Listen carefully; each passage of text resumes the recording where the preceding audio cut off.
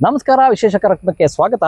ಇಂದಿನ ನಮ್ಮ ಅತಿಥಿ ಕುಶಾಲನಗರ ವ್ಯಾಪ್ತಿಯ ಕಾಂಗ್ರೆಸ್ನ ಯುವ ಮುಖಂಡರು, ಉದ್ಯಮಿಗಳು ಮತ್ತು ಸಮಾಜ ಸೇವಕರು ಇರ್ಫಾನ್ ಅವರು. ಬನ್ನಿ ಅವ್ರ ಜೊತೆ ಒಂದಷ್ಟು ಮಾತನಾಡೋಣ, ಒಂದಷ್ಟು ವಿಚಾರಗಳನ್ನ ತಿಳ್ಕೊಳ್ಳೋಣ. ಇರ್ಫಾನ್ ಅವರೇ ನಮಸ್ಕಾರ, ಕಾರ್ಯಕ್ರಮಕ್ಕೆ ಸ್ವಾಗತ.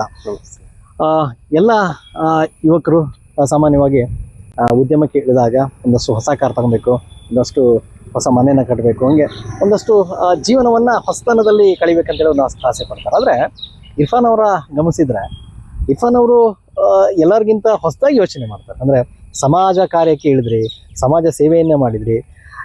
ಈ ಹೊಸತನ ಮತ್ತೆ ಈ ಸಾಮಾಜಿಕ ಕಳಕಳಿ ಹೇಗೆ ಬಂತು ನಿಮ್ಮಲ್ಲಿ ಅಂತ?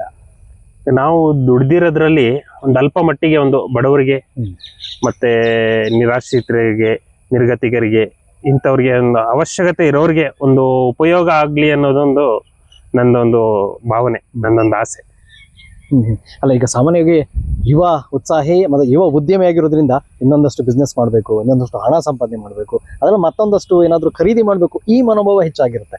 ಆದರೆ ಇರ್ಫಾನ್ ಅವರಲ್ಲಿ ಅದಿಲ್ಲ. ಬಟ್ ಬಡವರಿಗಾಗಿ ದುಡಿಯುವ, ನಿರ್ಗತಿಕರಾಗಿ ಕೈ ಜೋಡಿಸುವ, ಅವರನ್ನ ಮೇಲೆತ್ತುವ ಕೆಲಸ ಮಾಡ್ತೀರಾ. ಈ ಯೋಚನೆ ಹೇಗೆ ಬಂತು ನಿಮಗೆ ಅಂತ?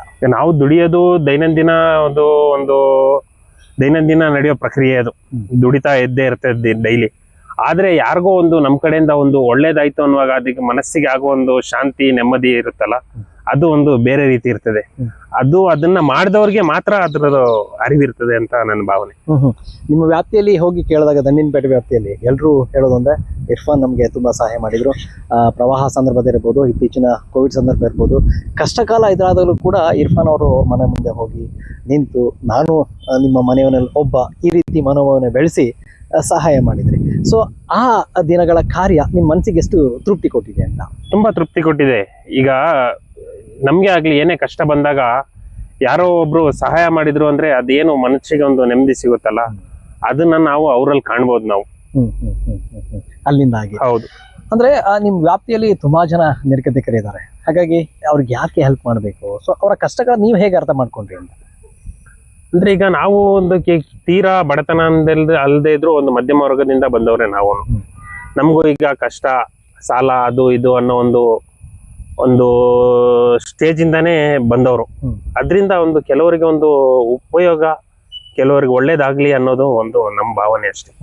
ನಮ್ಮಿಂದ ಒಂದು 4 ಜನರಿಗೆ ಉಪಯೋಗ ಆಗ್ಲಿ, ಒಳ್ಳೇದಾಗ್ಲಿ ಅನ್ನೋದೇ ನಮ್ದು ಒಂದು ಭಾವನೆ.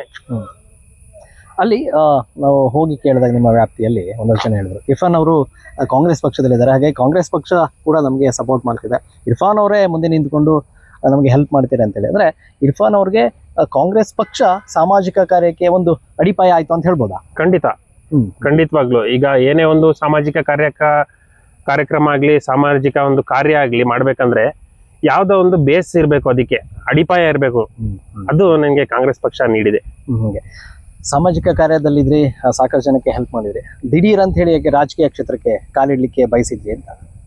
ಕೇವಲ ಸಾಮಾಜಿಕ ಕಾರ್ಯ ಅಂದ್ರೆ ಈಗ ನಾವು ಬರೀ ಸಮಾಜ ಸೇವೆ ನಮ್ಮ ಕೈಲಿ ಎಷ್ಟಾಗುತ್ತೆ ಅಷ್ಟು ನಾವು ಮಾಡಕ್ಕಾಗುತ್ತೆ ಹೊರತು, ಬೇರೆ ಅದನ್ನು ಹೊರತುಪಡಿಸಿ ನಾವು ಅಧಿಕಾರಿಗಳ ಪರವಾಗಿ ಹೋಗಿ ಮಾತಾಡ್ಲಿಕ್ಕಾಗ್ಲಿ, ಈಗ ಸ್ಟೇಷನ್ ಅಲ್ಲಿ ಈಗ ನಾವು ಸಾಮಾಜಿಕ ಕಾರ್ಯಕರ್ತರು ಆಗಿರೋದ್ರಿಂದ ಸಾಮಾನ್ಯವಾಗಿ ನಮ್ಗೆ ರಾಜಿ ತೀರ್ಮಾನಕ್ಕಾಗ್ಲಿ ಯಾವ್ದಕ್ಕಾದ್ರೂ ಕರೀತಾರೆ.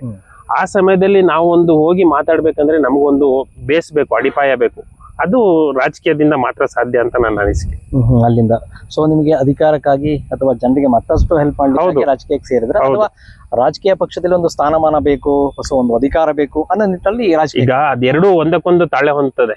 ನೀವ್ ಹೇಳಿದ್ರಲ್ಲ ಮಾತೀಗ, ಈಗ ನಮ್ಗೆ ಸ್ಥಾನಮಾನ, ಒಂದು ರಾಜಕೀಯ ಪಕ್ಷದಲ್ಲಿ ಒಂದು ಸ್ಥಾನಮಾನ, ಈ ರೀತಿ ಇರೋದ್ರಿಂದನೇ ನಾವು ಅವ್ರಿಗೆ ಸಹಾಯ ಮಾಡ್ಲಿಕ್ಕೆ ಆಗೋದು ಹೆಚ್ಚಿನ ರೀತಿಯಲ್ಲಿ. ಈಗ ಇಲ್ಲಾಂದ್ರೆ ನಾವು ಒಂದು ತಳಮಟ್ಟದಲ್ಲಿ ಕೇವಲ ಒಂದು ಸಾಮಾಜಿಕ ಸೇವೆ ಮಾಡ್ಕೊಂಡು ಓಡಾಡ್ಬೋದು, ಅದು ಬಿಟ್ಟು ಬೇರೆ ಏನು ಹೆಚ್ಚಿನದಾಗಿ ಮಾಡ್ಲಿಕ್ಕೆ ಆಗಲ್ಲ. ಈಗ ನಾವು ಒಂದು ಸಾಮಾನ್ಯ ಒಂದು ಅಧಿಕಾರಿ ಹತ್ರ ಹೋಗಿ ಮಾತಾಡಿದ್ರೆ, ನಾನು ಸಾಮಾನ್ಯ ಒಂದು ಇರ್ಫಾನ್ ಆಗಿ ಹೋಗಿ ಮಾತಾಡಿದ್ರೆ ಎಷ್ಟು ಗೌರವ ಕೊಡ್ಬೇಕು ಅಷ್ಟೇ ಕೊಡೋದವರು.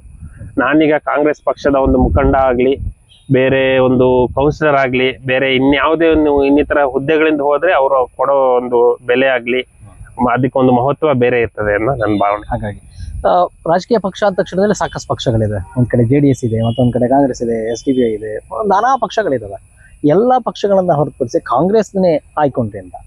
ನಾನು ಪಕ್ಕಾ ಕಾಂಗ್ರೆಸ್ ಕಾರ್ಯಕರ್ತ. ನಾನು ಆಗಿನ ಕಾಲದಿಂದ ನಾನು 2004ರಲ್ಲೇ ಒಂದು ನಮ್ಮ ಸ್ನೇಹಿತರೆಲ್ಲ ಚುನಾವಣೆಗೆ ನಿಂತಿರೋ 2004ನೇ ಇಸ್ವಿಲೆ. ಆಗ್ಲಿಂದಾನು ಕಾಂಗ್ರೆಸ್ ಪಕ್ಷದ ಒಂದು ಪಕ್ಕಾ ಕಾರ್ಯಕರ್ತ.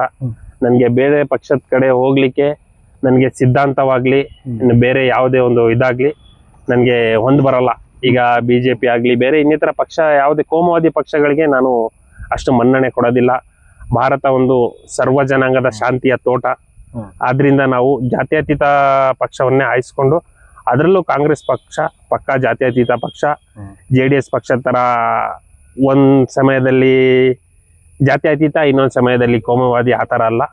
ಪಕ್ಕಾ ಜಾತ್ಯತೀತ ಪಕ್ಷ ಆಗಿರೋದ್ರಿಂದ ನಾನು ಕಾಂಗ್ರೆಸ್ ಪಕ್ಷನೇ ಆಯ್ಕೆ ಮಾಡ್ಕೊಂಡು. ಆಗ ಕಾಂಗ್ರೆಸ್ ಅಲ್ಲಿ ಇದ್ದೀರಾ? ಹೌದು. ಸೊ ಒಂದು ಈಗ ಪುರಸಭೆಯ ಎಲೆಕ್ಷನ್ ಬರ್ತಿದೆ. ಸೊ ನಿಮ್ಮ ವ್ಯಾಪ್ತಿಯಲ್ಲಿ ಜನಗಳನ್ನ ಕೇಳಿದಾಗ ಇಲ್ಲ ನಮ್ಗೆ ಇರ್ಫಾನ್ ಅವರೇ ನಮ್ಮ ಪ್ರತಿನಿಧಿ ಆದ್ರೆ ಒಂದಷ್ಟು ಸಮಸ್ಯೆಗಳು ಬೇಗ ಬಗೆಹರಿಬಹುದು, ಒಂದಷ್ಟು ಸಮಸ್ಯೆಗಳನ್ನ ಅವ್ರ ಜೊತೆ ಹೇಳ್ಕೊಬಹುದು, ಈ ಮನೋಭಾವ ಮತ್ತು ಮಾತುಗಳು ಕೇಳಿ ಬರ್ತಿದ್ವಿ.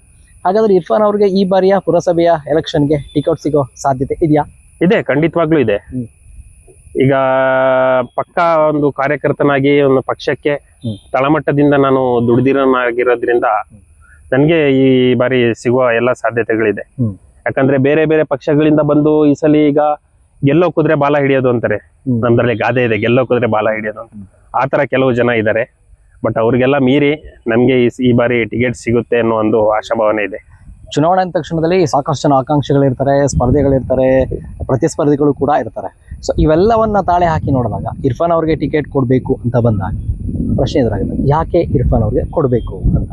ಯಾಕೆ ಇರ್ಫಾನ್ ಅವ್ರಿಗೆ ಕೊಡಬೇಕು ಅಂದ್ರೆ, ಪಕ್ಷ ಅಧಿಕಾರದಲ್ಲಿರ್ಲಿ ಇಲ್ಲದೆ ಇರ್ಲಿ ಕಾಂಗ್ರೆಸ್ ಪಕ್ಷಕ್ಕೆ ದುಡಿತಾ ಬಂದಿರುವ ಒಂದು ಯೋಗ್ಯ ಕಾರ್ಯಕರ್ತ ಅಂತ ಹೇಳಿ ಕೊಡಬಹುದು ಅಂತ ನನ್ನ ಭಾವನೆ.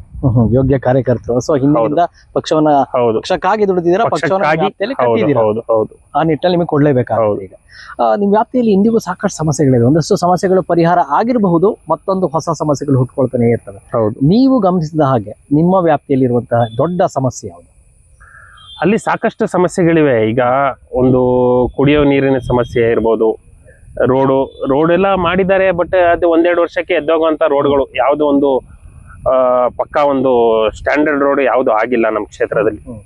ಆದ್ರಿಂದ ಒಂದು ಆ ರೋಡು ಚರಂಡಿ ಈಗ ನಾವು ಗೆದ್ದ ತಕ್ಷಣ ಇದ್ದಾದ ತಕ್ಷಣ ನಾವು ರೋಡ್ ಮಾಡ್ಕೊಡ್ತೀವಿ, ಚರಂಡಿ ಮಾಡ್ಕೊಡ್ತೀವಿ ಅಂತ ಹೇಳ್ಬೋದೇ ಹೊರತಾಗಿ, ಮೂಲಭೂತ ಸೌಕರ್ಯಗಳ ಬಗ್ಗೆ ನಾವು ಮಾತಾಡ್ಬೋದೇ ಹೊರತಾಗಿ, ನಾವು ಅವ್ರಿಗಾಗ್ಲಿ ಮನೆ ಕಟ್ಕೊಡ್ತೀವಿ, ದುಡ್ಡು ಕೊಡ್ತೀವಿ, ಅದು ಇದು ಅಂತ ನಾವು ಹೇಳಲಿಕ್ಕೆ ಆಗೋದಿಲ್ಲ. ಅಲ್ಲಿ ಪ್ರಶ್ನೆ ಬರದೆ ಮೇನು ಮೂಲಭೂತ ಸೌಕರ್ಯಗಳದ್ದು, ಅದನ್ನ ನಾವು ತಲುಪಿಸಬಹುದು ಜನರಿಗೆ.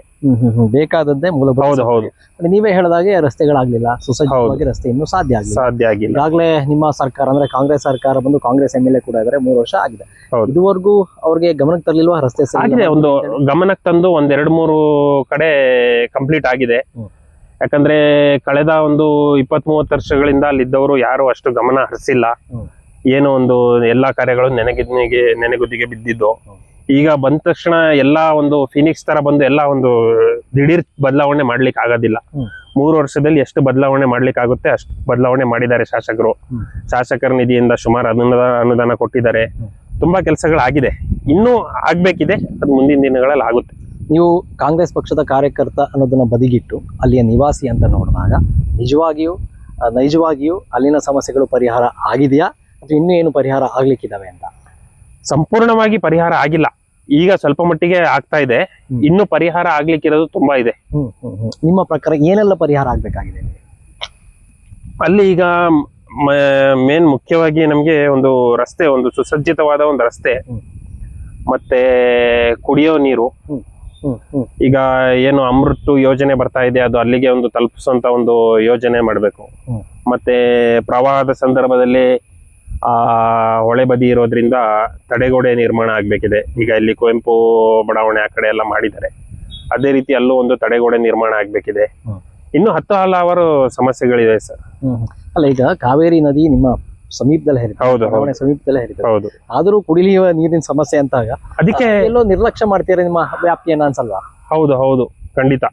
ಅದಕ್ಕೆ ನಾನಾ ಕಾರಣಗಳಿವೆ. ಈಗ ಬೇಸಿಗೆ ಒಂದು ಬಾರಿ ಇದ್ದಿರೋದ್ರಿಂದ ನೀರು ಬತ್ತೋಗ್ಬಿಡುತ್ತೆ ಅಲ್ಲಿ. ಈಗ ಅದಕ್ಕೆ ಪರ್ಯಾಯವಾಗಿ ಅಮೃತ್ ಯೋಜನೆ ಏನಿದೆಯಲ್ಲ, ಅದನ್ನ ಅಲ್ಲಿಗೆ ತಲುಪಿಸ್ಬೇಕು ಅನ್ನೋ ಒಂದು ಚಿಂತನೆ ಮಾಡ್ಬೇಕು. ಈಗ ಎಲ್ಲಾ ಕಡೆ ನೀರಿನ ಸಮಸ್ಯೆ ಇರುವಂತದ್ದು. ಹೌದು. ನಮ್ಮ ಉಳಿದ ಪ್ರದೇಶಕ್ಕೆ ಹೋಲಿಸಿದ್ರೆ ನಿಮ್ಮಲ್ಲಿ ತುಂಬಾ ಗಾಢವಾಗಿ ಕಾಣ್ತಿದೆ. ಹೌದು. ಹೊಳೆ ಬತ್ತು ಹೋಗೋ ಸಮಸ್ಯೆ ಬೇರೆ, ಉಳಿದ ಕಡೆ ನೀರು ಸರಬರಾಜು ಆಗ್ತಿದೆ, ಬಟ್ ನಿಮ್ ಕಡೆ ಯಾಕೆ ಆಗ್ತಿಲ್ಲ ಅಂತ? ಅದೇ ಈಗ ಅಧಿಕಾರಿಗಳ ನಿರ್ಲಕ್ಷ್ಯ, ಈ ಇದೊಂದು ಈಗ ಅದು ಕಂಪ್ಲೀಟ್ ಆಗಿ ಒಂದು ಕುಶಾಲನಗರದಲ್ಲೇ ಸಮಸ್ಯೆ ಇದೆ ಸರ್ ನೀರಿಂದು. ಈಗ ಬೇಸಿಗೆಗಾಲ ಬಂತು ಅಂದ್ರೆ ಸಂಪೂರ್ಣವಾಗಿ ನೀರಿನ ಸಮಸ್ಯೆ ಆಗುತ್ತೆ. ಅದು ಟ್ಯಾಂಕರ್ಗಳಲ್ಲಿ ಇದರಲ್ಲಿ ಎಲ್ಲ ತಗೊಂಡೋಗತ್ತೋ ಅದು ಸರ್ವೇ ಸಾಮಾನ್ಯ. ಅದು ಅದಕ್ಕೆ ಪರ್ಯಾಯವಾಗಿ ಈಗ ಒಂದು ಯೋಜನೆ ಹಮ್ಮಿಕೊಂಡಿದಾರಲ್ಲ ಸರ್, ಅದನ್ನ ತಲುಪಿಸ್ಲಿಕ್ಕೆ ನಾವು ಪ್ರಯತ್ನ ಪಡ್ತಾ ಇದೀವಿ, ಪ್ರಯತ್ನ ಪಡ್ತೀವಿ. ಮುಂದಿನ ದಿನಗಳಲ್ಲಿ ಅದು ಅನುಷ್ಠಾನಕ್ಕೆ ಬರುತ್ತೆ.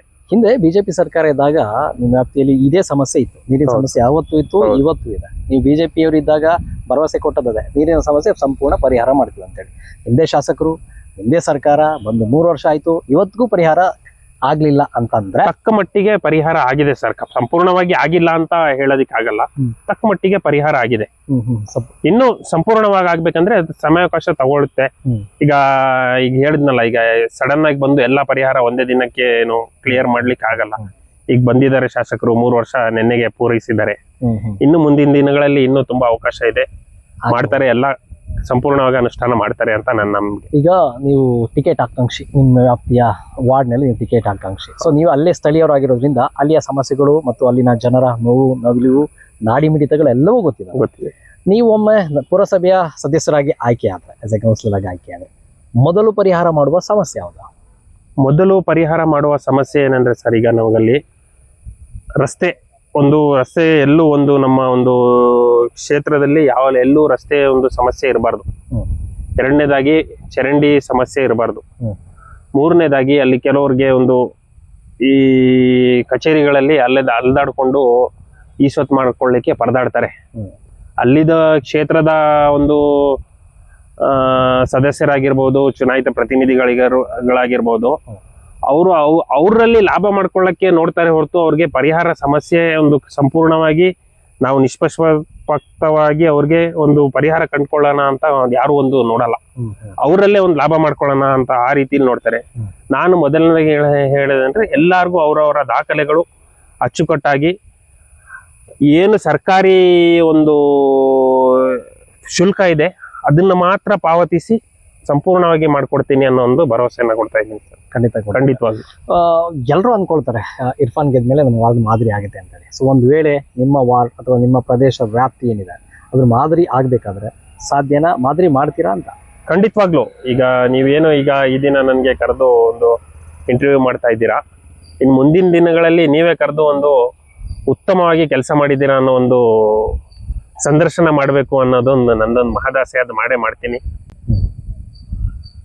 ನಿಜ ಇರ್ಫಾನ್ ಅವ್ರು, ಯಾಕಂದ್ರೆ ಇವಾಗ ಉದ್ಯಮ ಇದ್ದೀರಾ, ಇವಾಗ ಉತ್ಸಾಹ ಇದ್ದೀರಾ, ಇವಾಗ ಕಾರ್ಯಕರ್ತರು ಕೂಡ ಇದ್ದಾರೆ. ಹಾಗಾಗಿ ನಿಮಗೆ ಟಿಕೆಟ್ ಸಿಗಲಿ, ನಿಮ್ಮ ವ್ಯಾಪ್ತಿಯಲ್ಲಿ ಗೆದ್ದು ಸದಸ್ಯರಾಗಿ, ಜೊತೆಗೆ ನೀವೇ ಹೇಳಿದಾಗೆ ಒಂದು ಮಾದರಿ ವಾರ್ಡ್ ಆಗಿ ಮಾಡಿ ಸದಾ ಎಲ್ಲ ಜನರ ಆಶೀರ್ವಾದ ಮೇಲೆ ಇರಲಿ. ಧನ್ಯವಾದಗಳು. ನೋಡಿದ್ರೆ ವೀಕ್ಷಕರು, ಇದು ನಮ್ಮ ಇರ್ಫಾನ್ ಅವರ ಮಾತು. ಸೊ ಮುಂದೆ ಮತ್ತೊಬ್ಬ ಅತಿಥಿಯೊಂದಿಗೆ ನಿಮ್ಮನ್ನೆಲ್ಲ ಭೇಟಿ ಆಗ್ತಾನೆ. ನಮಸ್ಕಾರ.